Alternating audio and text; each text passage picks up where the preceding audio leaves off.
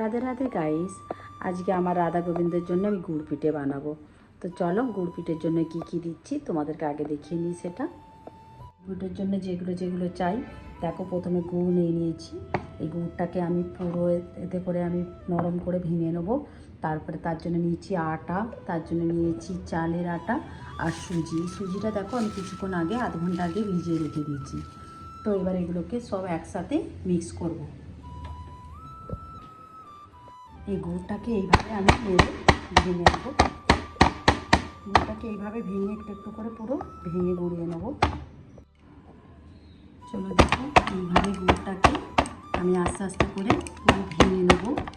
ভেঙে তারপরে এটাকে আমি এর মধ্যে মেশাবো। দেখো গুড়টাকে মেশাবো আর এতে দেবো একটু মৌরি দেবো। দেখো একটুখানি মৌরি দেবো আর একটু নমক দেবো, বেশি না অল্প নমক দেবো। তারপরে এতে দেবো আটা, গেঁহুকা আটা দেবো। এতে আটাটা খুব একটা বেশি দেবো না, অল্প দেবো, কেননা সুজিটা একটু বেশি থাকবে। আর চালের আটাটা দেখো অল্প চালের আটা দেবো। চালের আটাটাও খুব একটা বেশি থাকবে না, মোটামুটি অল্পই থাকবে। তো আটা, সুজি, নমক আর মৌরি দিয়ে এটাকে ভালো করে মিশিয়ে আমি কি করবো, এটা মিক্সার গ্রাইন্ডারে দেখো মিক্সার গ্রাইন্ডারে নিয়ে ভালো করে এটাকে ঢেলে একবারে মিক্স করে একবার পিষে নেবো। কেন গুঁড়োটা না হলে না পুরো একটু বড় বড় হয়ে থাকবে। তো এটাকে ভালো করে যতক্ষণ না মিক্স হবে তো গুঁড়ো পিঠেগুলো ভালো ফুলবে না।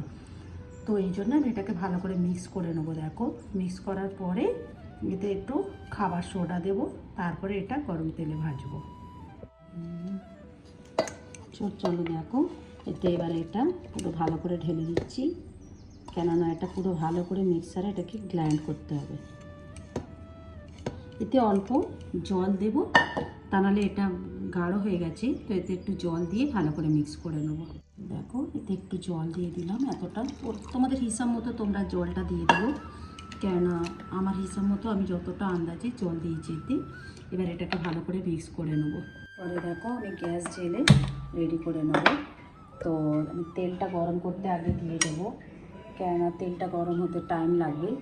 তো চলো আমি এটা একটা, তুমি সাদা তেল যে কোনো রিফাইন্ড অয়েল তোমরা তেল ব্যবহার করতে পারো, তোমাদের হিসাব মতো তোমরা তেলটা দিয়ে দিও।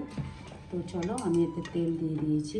তেলটা গরম হতে একটু, এটা যতক্ষণ না ভালো গরম হবে তোমরা এটা ইউজ করতে পারবে না। তো এটা একটু গরম হতে টাইম লাগবে। তখন গরম হচ্ছে, আমি এটা দেখো মিক্স করে নিয়েছিলাম ভালো করে মিক্সার জারেতে। তো এটাকে আমি তোমাদের হিসাব মতো, যদি এটা কোনো পাতলা হয়ে যায় অল্প একটু আটা দিয়ে দিতে পারো, তা নাহলে এটাকে দেখো আমি এরকম মতো রেখেছি ব্যাটারটা। খুব পাতলাও নয়, খুব আর কি গাঢ়ও নয়, মিডিয়াম মতো তোমরা রাখবে। আর লাস্টে এটা কি করবে, যখন এটা বানাবে তার আগে এক চিমটি খাবার সোডা দিয়ে দেবে। খাবার সোডাটা দিলে কি হবে, এটা ভালো ফুলবে। এই জন্য আর কি তোমরা নাও দিতে পারো, এটা স্কিপ করতে পারো, কিন্তু এটা আমি অল্প দিয়েছি যাতে একটু আর কি ভালো ফোলে। তো সেই হিসাবে তোমরা এটাকে আর একটু ভালো করে নেড়ে নেবে, কেন গুড়গুলো এতে ভালো করে গলে না। তো গুড়গুলোকে দেখবে একটু যেন ভালো করে ম্যাশ হয়ে যায়, তারপরে এটাকে তোমরা বানাবে। ততক্ষণ আমার তেল গরম হচ্ছে, এখনও খুব একটা ভালো গরম হয়নি, এটা আর একটু টাইম লাগবে। তো এটা খুব ভালো গরম হলে তারপরে এতে এটা ইউজ করবে। তো দেখো আমার তেল গরম হয়ে রেডি হয়ে গেছে। তো তোমরা এটা থেকে একটা একটা করে তোমাদের যেরকম পরিমাণ চাই সেরকম ঢালবে। দেখো এইভাবে তোমরা আস্তে আস্তে করে এটাকে দিলে দেখো আস্তে আস্তে খুব সুন্দর এটা ফুলবে। এটাকে পুরোটা ফুলতে একটু টাইম দেবে, তারপরে এটাকে পাল্টাবে, কেন সঙ্গে সঙ্গে পাল্টালে এটা পিছন দিকটা হয়ে উঠবে না। তো দেখো এইভাবে এটা ফুলে রেডি হয়ে গেছে, লাল হয়ে গেছে। এইভাবে একটা একটা করে দেখো তোমরা ভেজে তুলে নেবে। আর দেখো এগুলো পুরো ভেজে দেখো এরকম লাল পুরো হয়ে গেলে তোমরা তুলে নেবে। তো এইভাবে একটা একটা করে দেখো এগুলো ভেজে নেবো। দেখো এগুলো ভালো ফুলবে, তোমার যদি ঠিক মতো মাখা হয় এটা খুব সুন্দর ফুলবে। দেখো এটা কত সুন্দর লুচির মতো ফুলে গেছে, দেখো পুরো গোল হয়ে লুচির মতো ফুলেছে। তো এটাকে তোমরা যে এক ধারটা ফুলে যাবে, দেখো কত সুন্দর ফুলেছে, দেখো এটা পাল্টে পুরো লাল করে ভেজে নেবে। তো আজকে কে আমার মনু বলছিল যে মামি আজকে গুড় পিঠে বানাও, বললাম আজ রাধা গোবিন্দর হয়তো গুড় পিঠে পাওয়ার ইচ্ছা আছে, তো আমার ঠাকুরজিকে এটা হয়ে গেলে আমি গুড় পিঠের সেবা লাগিয়ে দেবো। সেবা লাগিয়ে তারপরে আমরা সবাই প্রসাদ পাবো।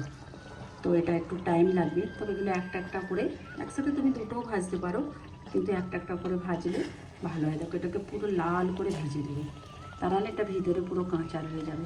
তো দেখো আমার মোটামুটি একটা একটা করে ভেজে রেডি।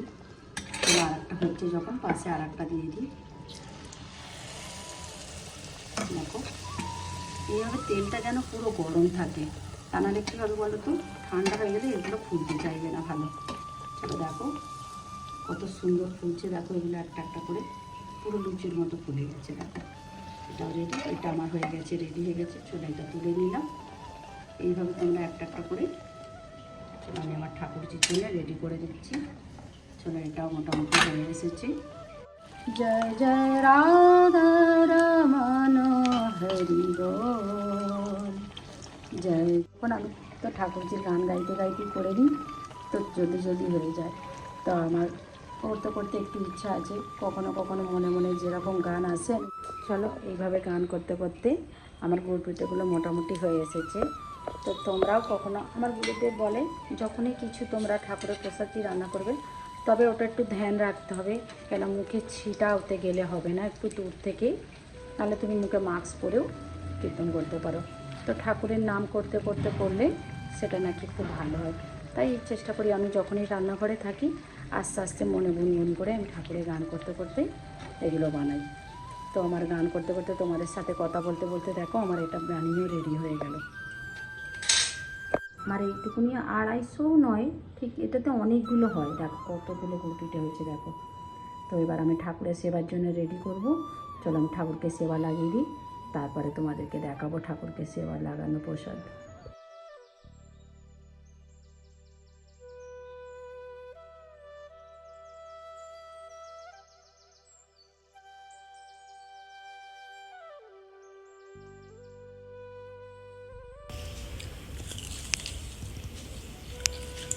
টেস্টি।